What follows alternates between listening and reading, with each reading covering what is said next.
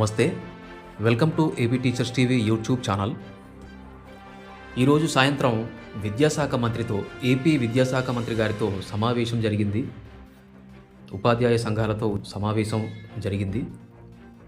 ఈ సమావేశంలో వెలువరిచిన నిర్ణయాలను ఇప్పుడు నేను వివరించబోతున్నాను.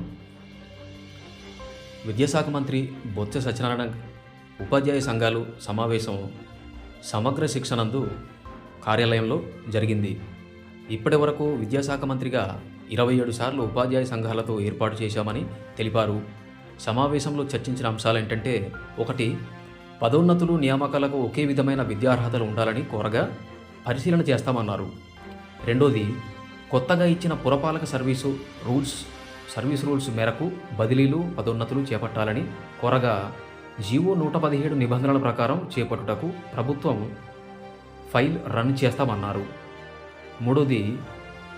MUO1, MUO2లకు సమాన అధికారాలు ఇవ్వాలని, MUO1 ఖాళీలు 161 భర్తీ చేయాలని కోరగా భర్తీ చేస్తామని, విద్యా సంవత్సరం పూర్తయిన తర్వాత రిలీవ్ అయ్యేలా ఉత్తర్వులు ఇస్తామని తెలిపారు. 4. పాఠశాల నిర్వహణ నిధులు గత సంవత్సరం 50% మాత్రమే ఇవ్వగా ఈ సంవత్సరం అసలు ఇవ్వలేదు అని తెలుపగా నిధుల మంజూరుకు ప్రయత్నిస్తామన్నారు. 5. కరెంటు బిల్స్ కట్టనవసరం లేదని తెలిపారు. 6. +2 పాఠశాలల్లో పదోన్నతి పొందిన ఉపాధ్యాయులను పీజీటీలుగా పిలిచేలా చర్యలు తీసుకోవాలని కోరగా చేస్తామని తెలిపారు. 6. స్కూల్ అసిస్టెంట్ ప్రత్యేక విద్య ఖాళీ పోస్టులను డీరిజర్వ్ చేసి పదోన్నతులు ఇవ్వాలని కోరగా ఉత్తర్వులు ఇస్తామని తెలిపారు. 7. పండిత పదోన్నతులు చేపట్టాలని కోరగా కోర్టులో కేసు ఉపసంహరించుకుంటే వెంటనే చేపడతామని చెప్పారు. అవసరమైతే 100కు పైగా పోస్టులు కొత్తగా క్రియేట్ చేస్తామన్నారు. 8.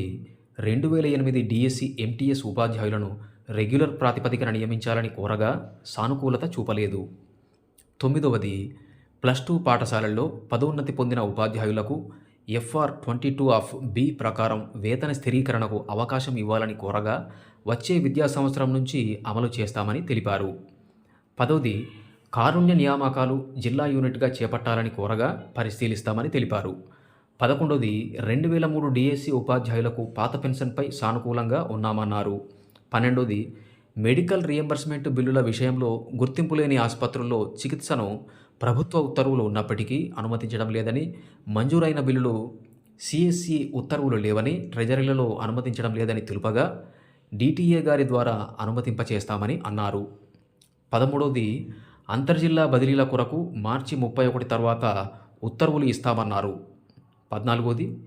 CPS ఉద్యమంలో ఉపాధ్యాయులపై పెట్టిన ఛార్జిషీట్లు, బైండోవర్ కేసులు ఉపసంహరింపచేస్తామన్నారు. 15. ఒంటిపూట బుడలపై ఉష్ణోగ్రత తీవ్రతను బట్టి నిర్ణయం తీసుకుంటామన్నారు. 16. 117 నెంబర్ జీవోను సవరించి అన్ని పాఠశాలలకు HM, SA, PG పోస్టులు వచ్చే విద్యా సంవత్సరంలో ఇస్తామన్నారు. 17.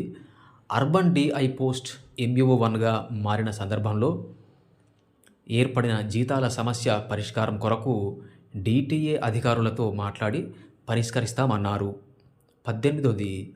1వ తరగతి ప్రవేశానికి 6 సంవత్సరములు కాకుండా 5 సంవత్సరములు వయస్సుని కొనసాగిస్తామన్నారు. నెలవారీ పదోన్నతులు చేపడతామని చెప్పారు. 20. డిప్యూటీ EO ఖాళీలను 55 ఖాళీలను HM, MEO, ZP, MEO ప్రభుత్వ కామన్ సీనియారిటీ ప్రాతిపదికన చేపడతామని చెప్పారు. సమావేశంలో మంత్రి గారితో పాటు commissioner Suresh Kumar, SPD Srinivas, MDM director JD Ramalingam, ఉపాధ్యాయ సంఘాల అధ్యక్ష ప్రధాన కార్యదర్శులు తదితరులు పాల్గొన్నారు. ఇదే సమావేశంలో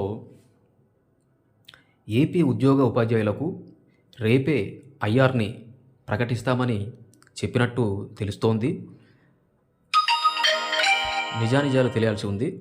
పూర్తి సమాచారం కోసం స్టే ట్యూన్డ్ ప్లీజ్.